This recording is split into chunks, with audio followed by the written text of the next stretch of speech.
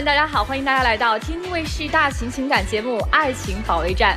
爱情保卫战，保卫你最纯真的爱情。登录微信搜索“爱情保卫战”官微视频号，并且添加关注。每天晚上8点到10点呢，我们都会开直播，我们的情感导师都会在线帮您答疑解惑，欢迎大家和我们连线。大家好，我是情感观察团成员莎娜。那今天呢，陪伴我们一起来保卫爱情的，还有我们其他观察团的老师们。我们的情感观察团当中呢，还有一位特殊的嘉宾，他呢就是我们爱情保卫战专属的 AI 情感顾问艾小宝。嗨，你们好，我是爱情保卫战的 AI 情感顾问艾小宝，来帮大家理性分析感情问题的。今天就让我们一起直面矛盾，看透真心，读懂彼此，好好守护爱。再次欢迎我们的艾小宝，我们一起来认识我们今天的第一组嘉宾。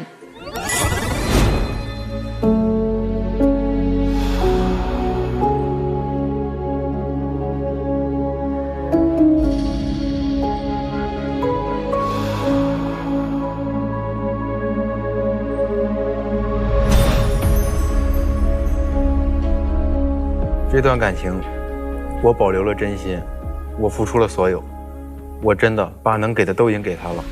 我觉得吧，是两个人为着一个差不多的目标去努力，而不是一个人单方面的自我感动。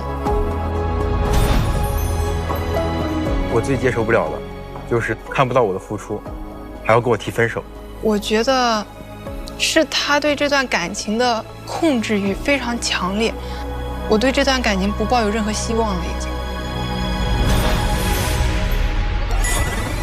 他们俩这爱情还能谈下去吗？我们赶快掌声有请今天的求助嘉宾登场，欢迎他们。王先生24岁，网吧网管；朱女士24岁，外贸公司前台。先来跟我们大家说说今天来到节目的核心诉求是什么？第一个呢，就是我想知道，我辛辛苦苦攒的8万块钱到底被他花哪儿了？第二呢，我想知道他那些暧昧不清男生们到底都是什么关系？还有，这回来就是真的就是很喜欢的，之前一切我都可以不说，就是还想跟他继续在一块儿。我今天来就是想跟他摊牌，我们俩绝对没有可能了。他整天混日子，不努力啊，整天就原地踏步。我真的跟他一天都过不下去了。我不努力，我每个月挣的工资我全部都给你了，每个月我4500块钱工资，只给自己留200。是我让你转的吗？是你当初追我的时候，你说你要养我，你要把你的工资都给我，你现在又拿这个说事儿。你觉得你为这段感情是不是付出挺多的？是的，可以跟我们讲讲吗？我们两个故事就是从24年的冬天开始的。当时呢，我在网吧上班，北京还下着大雪，他就来我们这个网吧里了。他跟我说他手机没电了，也没话费了，联系不上他朋友，挺着急的。然后当时了，我就给他手机充上电，给他临时开了个卡座，让他等他朋友。很快他朋友来了以后呢，他就连忙就跟我说谢谢。就从那一刻，我彻底就是爱上他了。然后就趁这个机会，我也是加了他一个微信。然后很快我们就在一块儿。他一个人也是刚到北京，也没什么工作。我觉得小姑娘挺不容易。然后当时我就说没事儿，以后我来养你。1年半之内，我也确实我觉得我做到了。每个月我只要一发工资，我把钱全部都给他，只给自己留200块钱吃泡面。但是他就觉得我给的东西永远都上不了台面，他都不知足，就觉得我对他一直不好。今年的秋天，他上了一个公司上班当前台，他们公司要团建嘛，他跟我说费用会很高，一个人得要1200块钱吧。我就很支持他，说你去这是和同事认识的一个好机会。然后当时他跟我说，公司的同事们都挺有钱的，他们都什么大牌子的衣服啦，成套的化妆品啦什么的。他说他得要点这个东西，要不然他觉得他在公司会被人看不起。我想确实是，他说他这一趟可能要加上这个1200块钱，可能要3500块钱吧。我又咬牙说没事，你就交给我吧。然后我就给我们那个网吧的老板说，这个夜班能不能给我上？因为我们当时那个夜班呢会有80块钱补贴一天。我们老板人挺好的，这个钱让他先给我预支了一下。我记得特别清，那1个月，白天上完晚上上，晚上上完白天继续上，就每天就中午躺那个前台沙发上能睡2、3小时，每天就这样。当时我还把我游戏本给卖了，卖2000多块钱吧，就让反正是凑齐3500块钱给他了。他第2天就去团建了。团建的时候，我给他发消息就开始敷衍我了，就回好吧，是的，你就这种很敷衍。敷衍完以后了，我想他是不是就是又缺钱了？我给他拿出500块钱，最后500块钱真是没有了，全给他了。给他完以后呢，他说了一声谢谢都没有，你知道吗？其实挺寒心。然后我还听到她跟她闺蜜打电话，说她同事问她男朋友干嘛了。我给他们说我男朋友是干那个 IT 行业的，不敢说他是当网管，说这样真太丢人了。那我这不也是给他面子吗？一个网管说出去太不好听了吧？你还说那个钱的事儿，1个月4000块钱，在北京够干什么？我又没让你给我买车，又没让你给我买房子的，你就这么斤斤计较。可是1个月挣4000的人，拿出了3500块钱给你，让你去买那些所谓的能够包装你自己的东西，然后还又在你团建的过程当中又给你转了500块钱。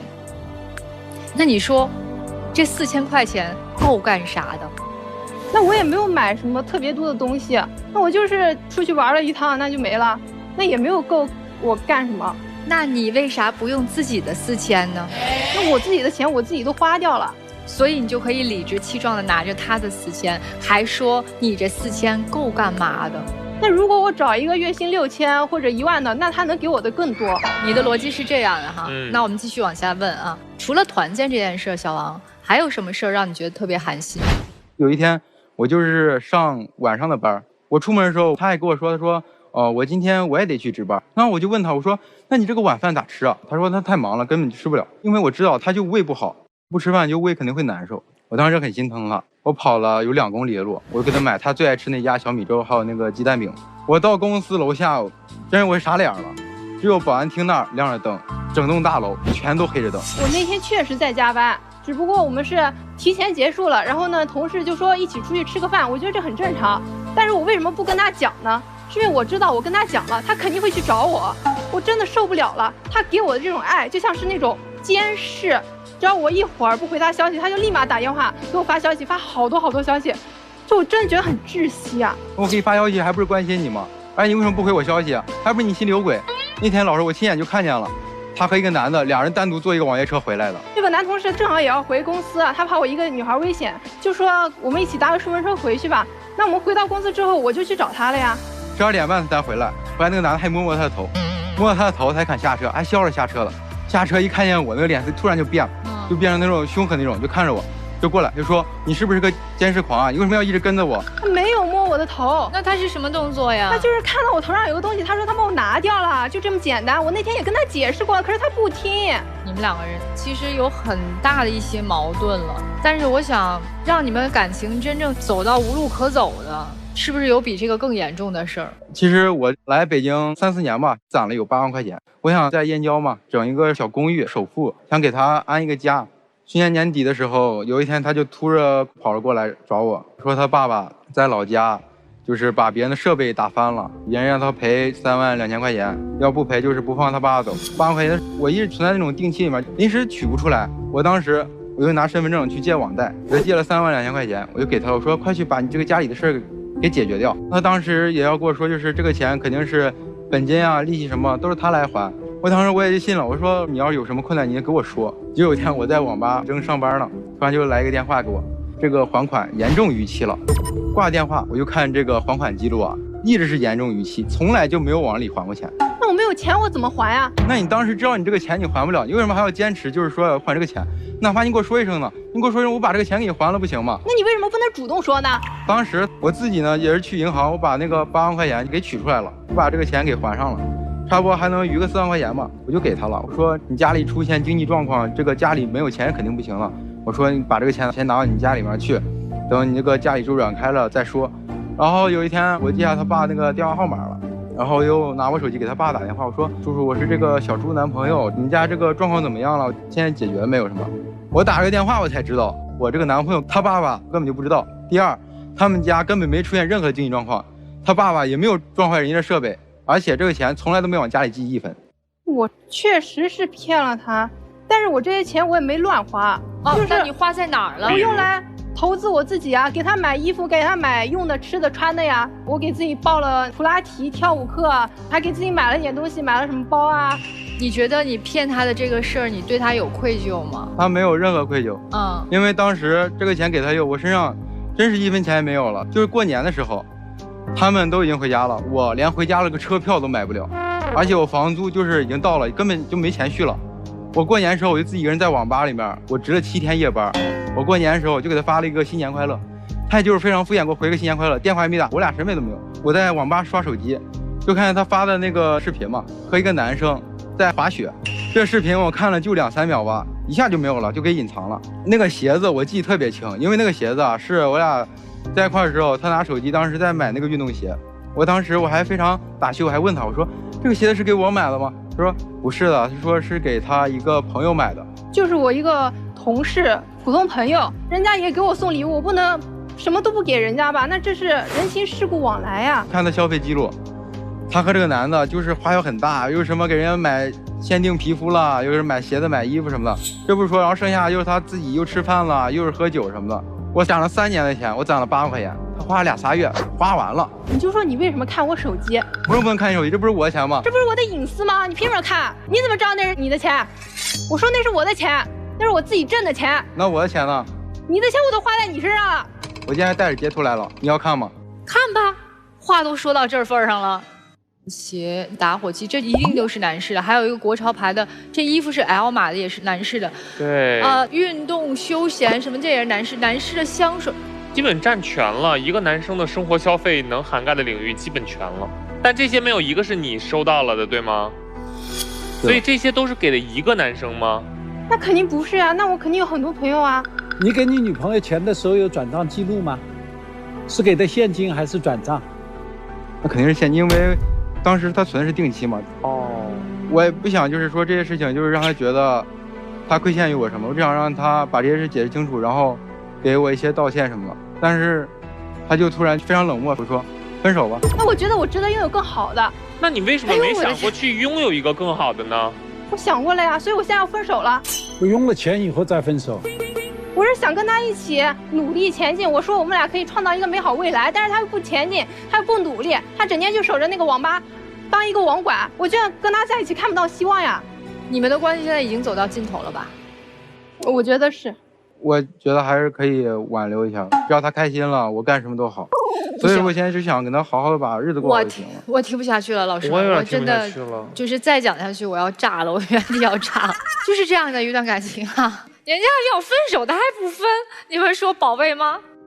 我没法说宝贝啊，我觉得物质什么的都还好，无论男女你都可以追求物质。可是如果你要用骗的方式，用这种爸爸出事儿了去骗他的钱，你无论钱是怎么花，我觉得这个钱来的他就有损于你的底线。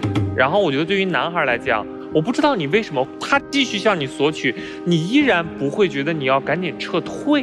钱没有了可以再来什么，只要他能好好过生活，就是不要再像以前那样了。他可以用你的血汗钱去潇洒，让你去用网贷的钱去装点自己的门面和给自己买包，你依然愿意和他在一起。是的，男生呢，很显然是一个相对来说是讨好型的人。刚刚阮高明问你啊，就是哪怕他去装点自己跟别人交往，你是不是在意？但你在这个过程中间，你还是在说，只要他好好的过日子，那他好好的过日子，他的日子过得挺好。他如果好好过日子，不跟你在一起，你也能接受吗？跟别人好好过日子，你也能接受吗？肯定是不接受，因为我希望这些快乐还是我带来的。你们之间不是爱情关系，你们之间这里边有更多的欺骗、利用。但是我知道我对他的是爱情，但是爱情是相互的。别够了，只要我对他是真的就好，我做到问心无愧就好。那你最后的诉求是什么？希望我们重归于好。我觉得这次如果能和好的话，他肯定也不会再像以前那样。你想用你的行为去感动他？对。哎呀，这就是讨好型的人容易遇到的一个坑。这位男生，我更希望是你这一刻能够清醒一些，因为站在你旁边的人，第一他不喜欢你，第二他甚至看不上你，第三他很想离开你。可能确实是我的工作什么的不太体面什么的，确实是回来慢慢改正。我肯定往他这边走，去向着他。您保卫吗？我不保卫啊，不保卫啊，不保卫。他们俩这个关系真的是很奇怪哈。我说一下小朱哈，为什么你们成为男女朋友以后，你觉得花他这8万块钱一点都不觉得心亏呢？他身为一个男生，他不得帮我顶天立地吗？那你又不想跟他在一起，那这笔钱怎么办？我一开始是想跟他在一起的，就是我感觉他不像我想象中的那么向上，那么努力。我觉得我在他身上看不到希望，那只能他自己来偿还了。那你跟他作为男女朋友交往，是不是把他作为一个化债的工具呢？我一开始肯定是想真心跟他好好一起过的呀，但是后来他是没有达到我的期望，所以我觉得我不需要他了，我可以找到更好的。但是你也没有必要把一个人榨干成这样，他自己愿意这么做的，我没有强迫他呀。这是你第几段恋爱？第3次吧。你也花过别人的钱吗？那别人不愿意给我花，我也就不还了。小伙子听明白了吗？我以后努力好不好？以后努力，我给你想好生活，行吗？小伙子，你敢让他给你打张欠条吗？我不需要他给我打钱，这是我很自愿的。你这几年给你父母给过多少钱啊？寄钱什么的就不会说，但是会给他们买点衣服啊，就这种。他凭什么就比你父母要高贵那么多，就可以花你8万块钱？没有的了。但是他如果能真的就是变好的话，我觉得我爸妈肯定会喜欢他的。这个男孩，虚拟就是他的现实，他在他的世界里面是的，走不出来。对，是的，你叫不醒他。对，他现在对他自己的那样的一个，就是所有的东西，现在除了用他的父母，你看他还略微往后说一说，除此之外一往无前，不觉得？就他在轻重之间，他已经没有那个平衡器了，这一点是一个特别让人觉得残酷的地方。是的。你知道你遇到什么了吗？我喜欢的人，你遇到了一个初到北京一个无助的人，他得到了你的帮助，但是他是一只白眼狼，他得到了你的帮助以后，又反咬了你一口，他要吃的你骨头都不剩了，他还在说你肉怎么这么少呀？这个时候你还要去说，那你回来吧，我再长点肉，再让你吃一会儿。这也是一种爱吧。反正老实讲，您这个说法确实是感觉有点太残酷了，但是残酷是现实，你要看到它。我还是愿意相信他一下。姑娘，所有那些好的东西来包装我们自己，是为了让我们自己显得有价值，对不对？可如果你本身靠骗把这些所有的物质绑在自己身上的话，那你觉得它的价值是什么？你觉得那些跟你的同事他们能看得起你吗？我不愿意相信你是个坏女孩，我相信你有你的苦衷。你喜欢上别人了吧？那我确实是遇到比他好的了。这个男孩比他条件好，对吧？你喜欢他，对吧？还好吧。好，接下来我提示你2点啊，姑娘，如果你今天能够很认真的跟你的前男友，曾经以致此时此刻都这么爱你的这个男生道个歉，或者给他打个欠条，我跟你说你会有很好的未来。但是如果你一直是保持这样一个不屑的状态，就是那个蛮不讲理的状态的话，你未来不会遇到真正爱你的人。来，接下来我们来有请我们的艾小宝看一看他对这段情感关系是怎样的分析。有请艾小宝。好的，珊娜老师，从刚刚2位的表述里，我分析得出，这段感情里问题责任占比清晰，女方占90%，男方占10%。女方缺乏感情里的基本真诚与道德底线，拒绝正视自身问题，对感情毫无敬畏之心。男方在亲密关系中无底线付出，用自我感动式的付出进行情感捆绑，加速了这段感情的破裂。建议男方立刻停止无底线的卑微付出与死缠烂打的行为，正视这段感情的真相。女方正视自身的错误，树立正确的婚恋观与价值观。好的，谢谢艾小宝。那接下来呢，请2位走上我们的爱情传送带。过往的甜蜜的瞬间，你们2个人想看吗？听他的意见了。那我就不看了。好，那我们就不看了。美好发生怎能不看？接下来一起进入中国广电真情时刻。你真的挺好的，但是我觉得我们俩不适合，我们就这样吧。再给一次机会行吗？真喜欢你。我知道可能以前确实是我没用，但是呢，以后生活我绝对给你过好，我越会努力的。你说那些开店什么的，这些我都去实现，好吗？真的，你再给一次机会。真的不行，真的不能没有你，行吗？为什么？你再给我一次机会行吗？我都说了分手了，你干嘛要闹得这么难看？不是闹得难看，我真不想失去你。再给我一次机会行不行？我只要是让你开心，我干什么都行。我说真的，能不能看看我？再给我一次机会行不行？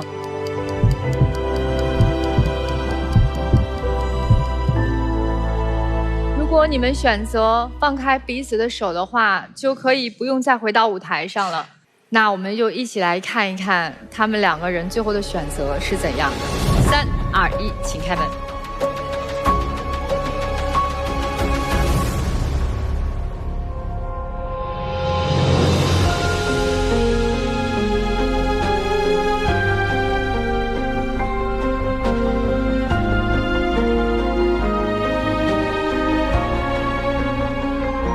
还是没过来。确实是，可能是自己还是太不够优秀吧，还得努力吧。确实是，也可能就是以这个事儿，就是算是一种激励吧。努力回来，私下再去给他追回来什么的，肯定不会放弃。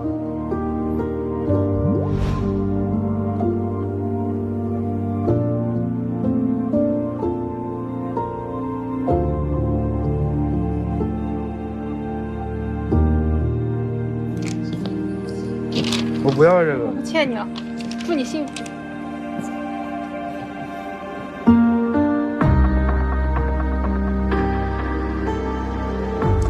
来，小伙子，别揉，打开看一眼是什么？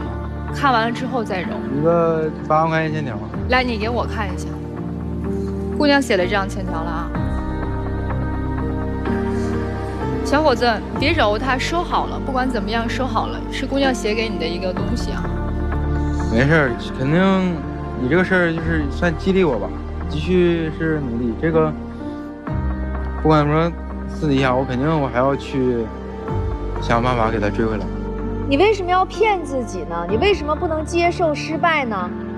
因为我也不能接受我自己喜欢的女生到最后因为我自己的不努力跟我走散了。哎，其实如果这要是能让他自己更努力，哎，从此一下变厉害了，也挺好的。对，是的。不管怎么样，祝福你。好，谢谢老师。再见。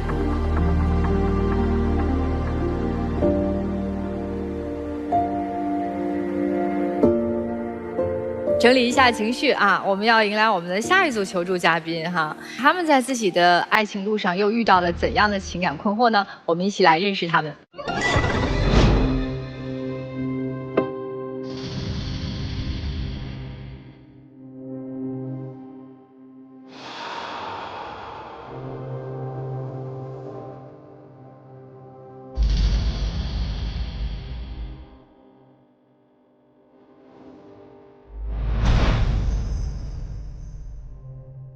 我在意的是他独一份的真心，是对于我一个人的偏爱，而不是人人都能得到的温柔剧本。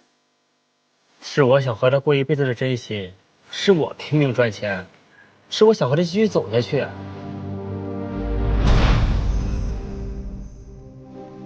我最不能接受的就是，他进入了酒吧就像是变了一个人一样。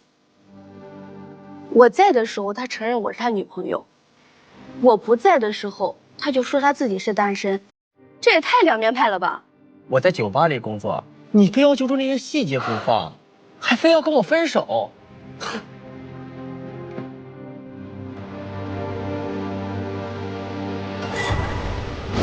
这两个人，一个有苦衷，一个有委屈，那这种的感情还能继续吗？我们掌声有请今天求助嘉宾登场，欢迎他们。小北27岁，夜店酒水销售；芝芝28岁，公司职员。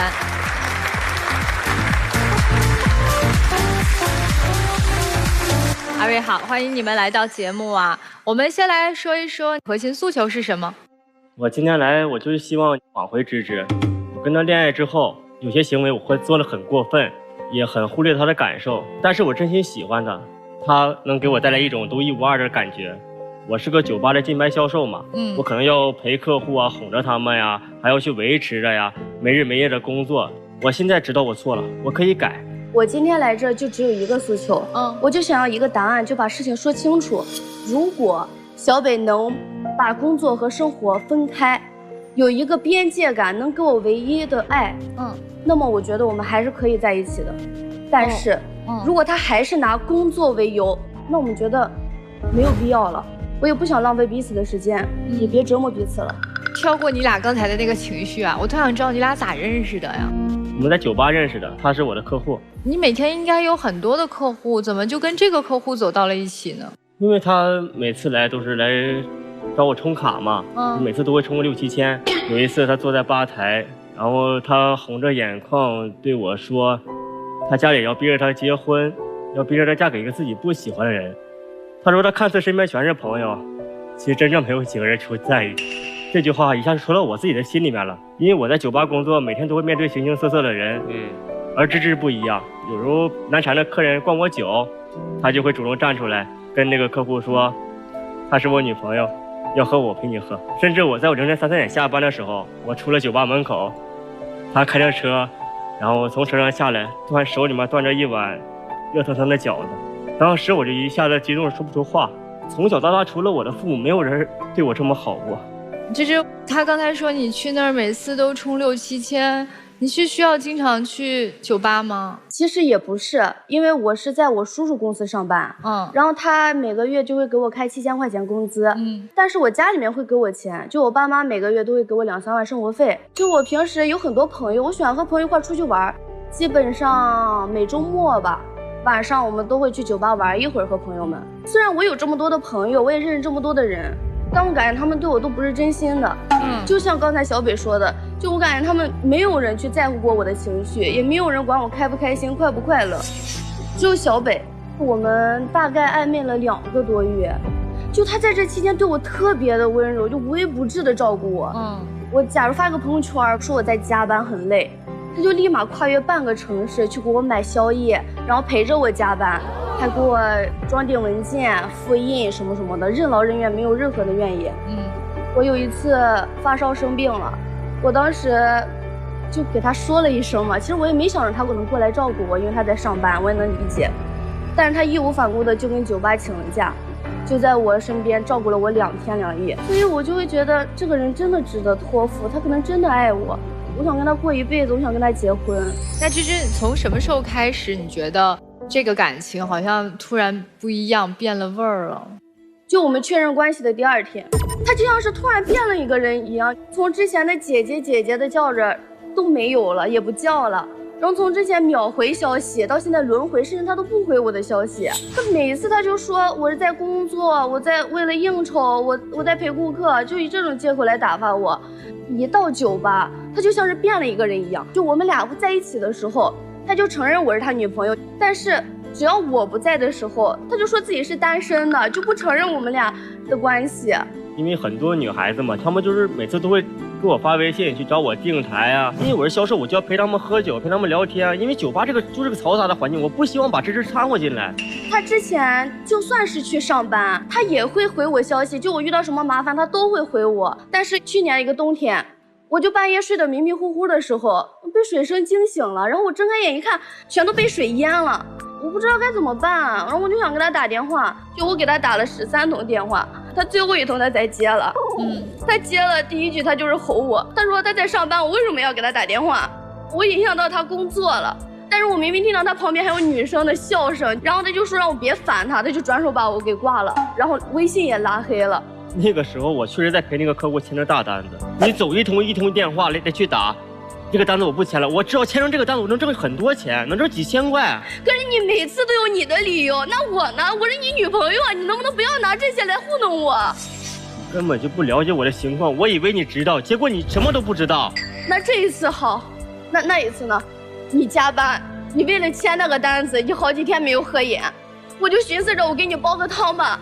我熬了3个小时的汤，我就想让你喝一口，我有什么错？我到那找到你之后，你说的是什么？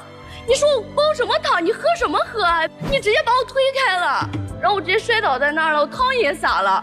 你看都没看我一眼，你转头就走了，你让我自己在那。他身边有客户吧？对。哎，那个时候我就要签一个大单子，我身边有好几个客户，那帮女孩子基本上都是奔着我来的。芝芝，除了刚才我们说的这些，最后让你对这个感情彻底失去信心的是什么事儿？就是最后压倒我的一根稻草，就是有一次我提前下班了，我去找他，我没跟他说，想给他个惊喜。让我一进去酒吧，我就看见他们好多人都坐在一个吧台上，那个女生可能是喝醉了，她那个嘴上可能有酒渍，她就伸手去给那个女生擦。我肯定生气啊，我是他的正牌女朋友，我就去质问他，他不承认我是他的女朋友，他让我滚出去。那一桌都是客户，那很多啊，10多个。我当着那么多人面，当着我同事面，我说你是我女朋友，那他怎么找我订台，怎么找我签单子？那你之前都可以承认我是你女朋友，你现在怎么就不能承认呢？他们要找我签单子，我就能赚钱。那我也可以给你签啊，你不一样、啊，我也可以给你充钱啊。你跟他们能给你的，我不能给你吗？你是我女朋友，他们是我订单，我好了，我能挣1万多呢，这是好几万呢。我用这个钱我来娶你，这样很多人面前去跟你表白，怎么了？我有错吗？我需要吗？我从来都没有关心过你到底有钱没钱。你知道我的家庭吗？我从来都没有跟你说过吧？你知道我的父母吗？我也没有跟你说过吧？知道我家里几个孩子吗？你不要跟我说这些。你从来没有跟他说过你的一些情况。你今天如果愿意的话，你可以在这里跟他说。我父母年龄都60多岁了，家里就那几亩薄田，我还有个弟弟妹妹。我弟弟在读大2，我妹妹在读高3，他们的生活费、学费、辅导费，全部都是要由我一个人承担。我父母就靠那几亩薄田，他们能给自己维持自己的生活，但是我弟弟妹妹的学费啊、辅导费、生活费全都是要由我去管。我2020年，我就开始做着一些什么工厂啊、外卖员啊、装卸我都干过，苦活累活我都干过。后来我听我朋友说这个酒吧这个行业挣钱，我想去尝试一下。结果我发现，只要放下面就能赚到钱。客户啊不高兴的时候，我要哄他高兴；客户需要情绪，我也给提供情绪价值。我一直不敢跟你说我太人情吧，我怕你会担心我，会怕你离开我，我真的不想失去你。怕你。你一个月现在有多大的压力？我妹妹，我可能每个月要给个3000，然后我弟弟呢就1500。我从来都不在乎你有钱没钱，我觉得你家里有困难，我们可以一起努力啊。但是我觉得你不能为了那些顾客你就这样对我，就我把你当成我的一个精神寄托，然后你转眼也对其他女人也这样，那你有想过我是怎么想？我也是个人呀，不要让自己这么难好不好？我是一个男人啊，我就希望我赚到很多钱的情况下，给他一场浪漫的婚礼。他之前他跟我说过，他说他想要一个草坪式的婚礼，然后我就是到处去打听，可能需要很多钱。然后我就是靠着各种办法去赚钱。好，芝芝，你现在知道他的家庭条件了，我方便问一下你的家庭环境吗？因为我爸妈是做生意的，他们就会比较忙，他们只会给我钱，就不会陪伴我。所以你的家庭条件很好，对吗？还可以。如果你说你要嫁给他的话，你觉得父母会同意吗？我会说服他们。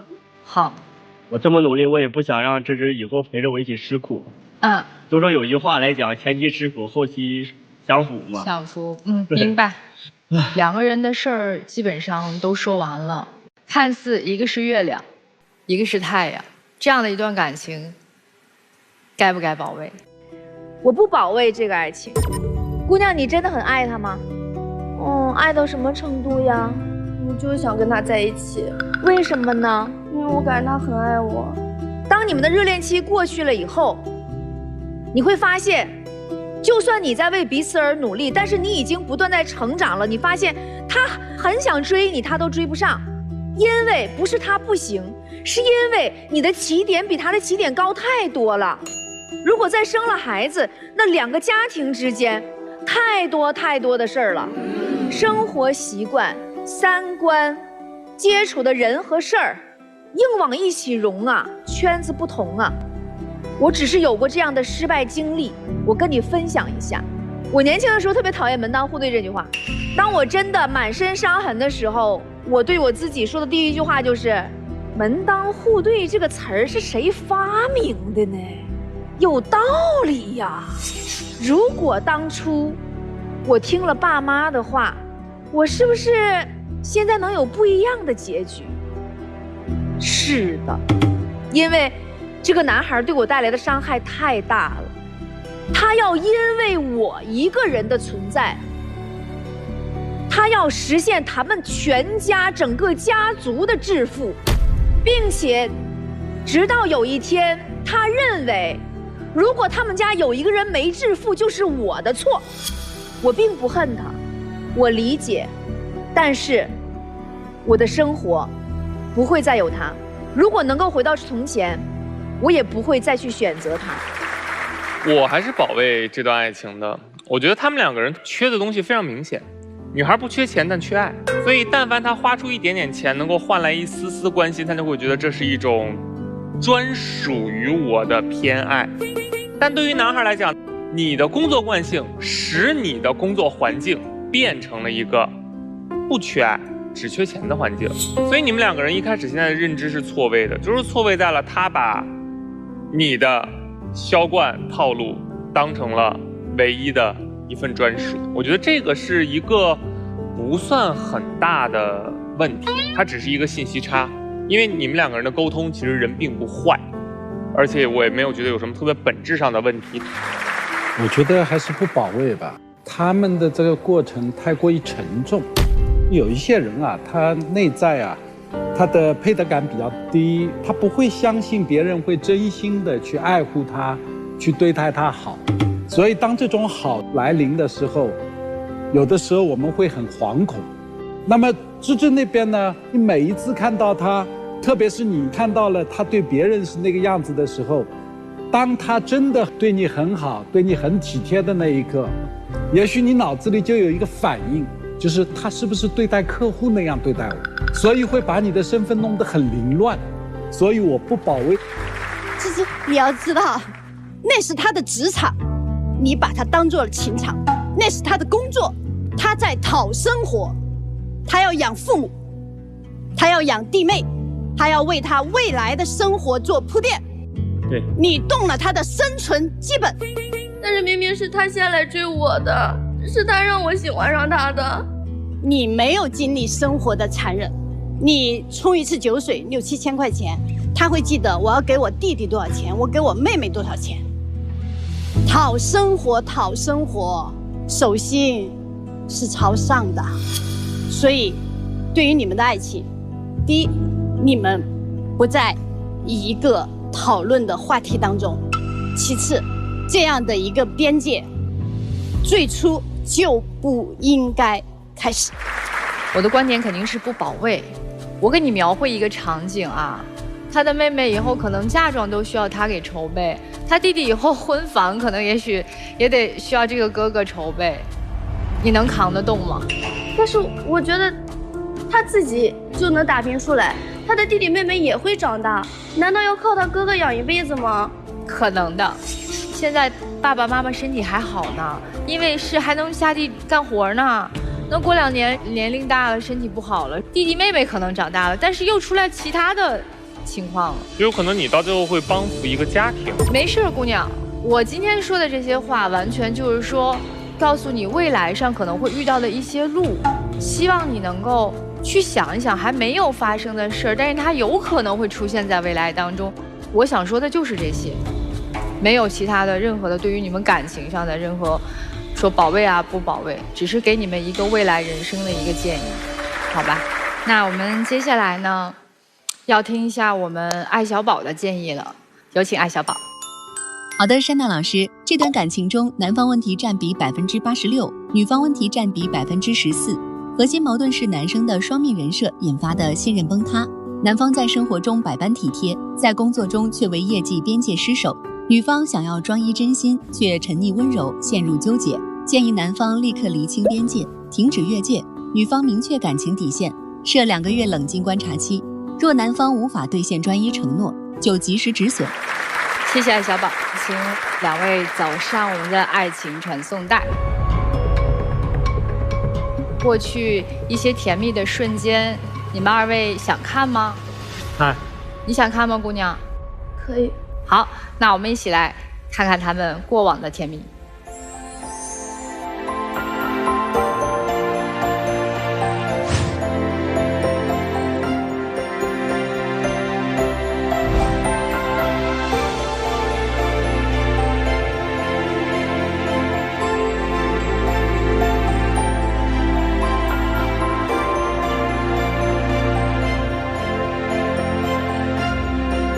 美好发生怎能不看？接下来我们一起进入中国广电真情时刻。小北，就是其实我前期是真的想给你机会的，就我可以原谅你，我可以不计较那些，我可以都不在乎你跟其他女人是怎么样的。但是我刚才听了老师的话，其实前期我也想坚持我的想法。父母赐你一条命，你的人生你来定。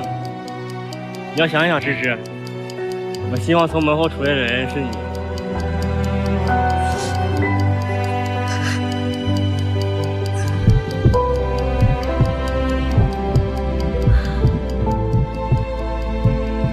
你们身后的门已经打开，请二位先回到门后。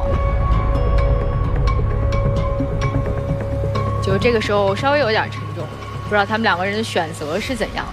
那我们大家一起来期待一下他们两个人的选择。3、2、1，请开门。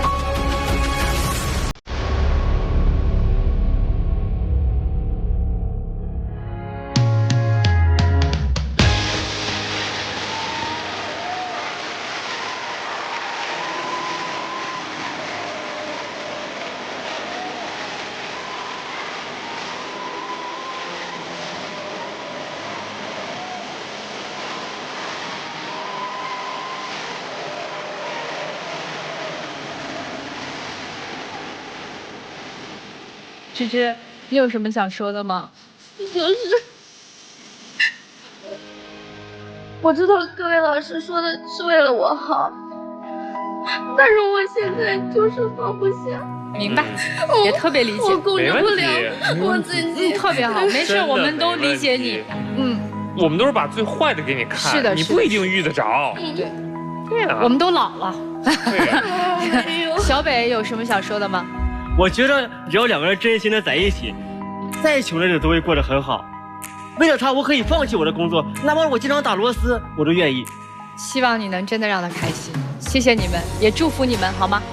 好，祝你们幸福甜蜜。好，谢谢你们来到节目，再见。再见，拜拜。就活在当下吧。拜拜，谢谢刘学梅老师，谢谢。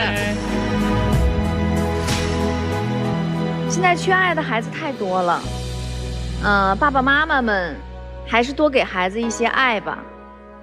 只要孩子的爱足够满满，他就会内心更强大，更容易找到自己的正缘。登录微信搜索爱情保卫战官微视频号，并且呢添加关注。每天晚上8点到10点我们都会开直播，我们的情感导师都会在线帮您答疑解惑，欢迎大家和我们连线。有情感困惑的观众朋友们，您只要登录微信搜索爱情保卫战官微的视频号或者公众号，或者您去抖音搜索爱情保卫战的抖音官方账号跟我们取得联系就可以了。我们不收取任何的报名费，小心被骗。爱情保卫战，保卫你最纯真的爱情。我们下期节目再见。